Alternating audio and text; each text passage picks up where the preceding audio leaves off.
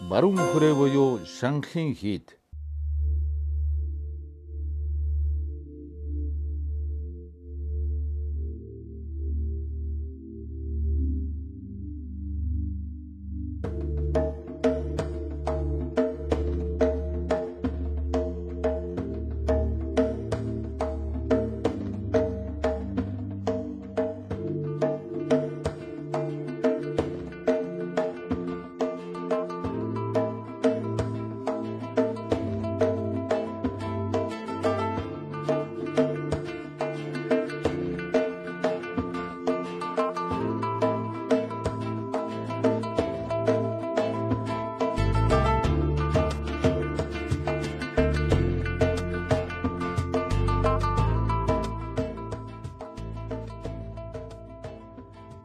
Одоогийн Өвөрнгай аймгийн Бүрдсүмийн нутаг Ширээцагаан нуу гэдэг газар Шанхын баруун хүрээ бол анх 1647 онд Өндөргийн зан базар анх үүсгэж орлуулсан ийм газар.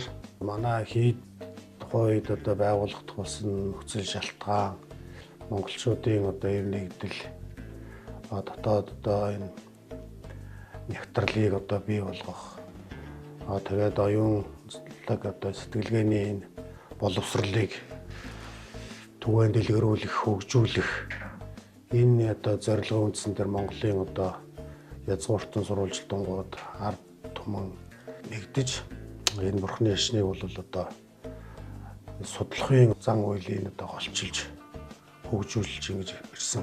Автасаа хаан бол Эрдэнэзүйдийг байгуулсан байгаа шүү дээ. Тэр үед бол сайхан шүтэн сүм хийдүүдийг байгуулад хурал намын зан үйл байгаагүй байна. Бурхны шашны энэ гайхамшигт дотоод оюун ухааны энэ сайхан сан хөмөргийг бол их судлах тийм боломж нь нэгдэг байсан юм байна. Үүнээс хойш Өндөргийн зан базар Шанхын баруун хүрээгээ анх байгуулад тэгээд эндээс хойш бол Монголын томоохон олон сайхан хийдүүд бүтээн байгуулсан. Ер нь бол өндөр өвгдийн 7 хүрээ байгуулсан гэдгийн хамгийн ууг нь энэ баруун хүрээ болох ийм түүхтэй. Шанхын баруун хүрээ анх байгуулагдсанаас хойш 100 орчим жилийн дотор 4 удаа нүүдэлсэн байдаг юм. Хамгийн сүүлд 1700-аад оны дунд үед өнөөдрийн Өвөр Хангай аймгийн хар хорин сум Шанхог Сайхан булгийн дэнж гэдэг газарт нүүдлэн ирснээс хойш дахиж нүгээгүй байдаг. 7 татсантай 4 аймагт хуваагддаг энэ шашин намын томоохон түүл байсан байдаг юм л да. Тухайн үеийн монголчууд бол юу гэж үздэг байсан гэхээр бол энэ бол манай Алтан уургийн голомтоо хаан сурвалжлалтуудын жилд хар сүлдэн дахих тэргээрээ бол өөрсдийн засал бүрмээ хийлэгдэг ийм байсан байдаг. Тэгэхээр энэ Алтан уург гэдэг бол Чингис хааны яг удам ухсааг л хэлж байгаа шүү дээ.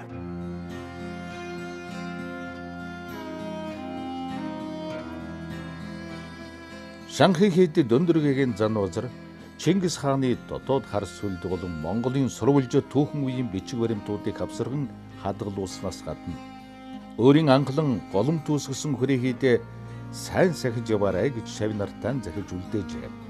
Чингис хааны хар сүлдний өргөөгөрт Монголын төрд гавьяа байгуулсан эртний үеийн жанжид улс төрийн зүтгэлтэн эрдэмтэн мэрэгдүүдийн хэрэглэж байсан хов тус хунараас гадна түүхийн сурвалжит бичгүүдийг сүм хийдтэн залж голомтонд он сахиулж хадгалаад хэрвээ ямар нэгэн байдлаар төр уймих дайн самун гарахаас тэдгэрийг маш богино хугацаанд зөөж тээвэрлэн аюулгүй газарт хүргэх унаа хөсгийг бэлэн байдалд байлгадаг байсан гэж өвгдийн ам дамжсан яриа байдаг.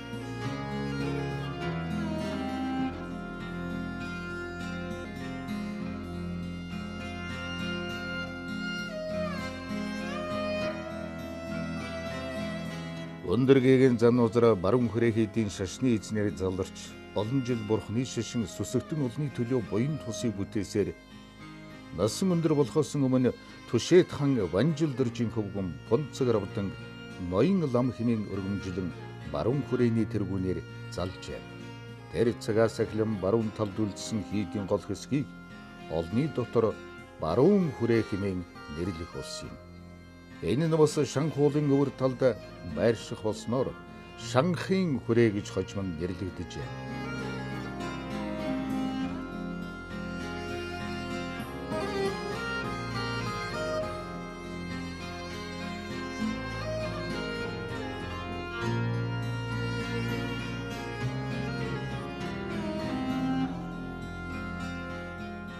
Тэнхүү баруун хүрээ нь их эзэн Чингис хааны Алтан ургийн угсааныхан Түшэт хааны хошууны шүтлэг бишрэлийн гол хийд байж иржээ. Шанхын баруун хүрээ хийдэд үе үлрэн залгамжилж залсан ноён ламууд нь Чингис хааны Алтан ургаас тодорч байсан зэрэгээс үцгэд Монголын төр шашны олон зууны үе үеийн түүхтэй салшгүй холбоотой. Тиймээс ч Чингис хааны хар цагаан сүлдийг залж тахидаг сүлдний өргөө хойд бурхны хэмээх эрхэм шүтээний цогцлбор байрладаг байжээ.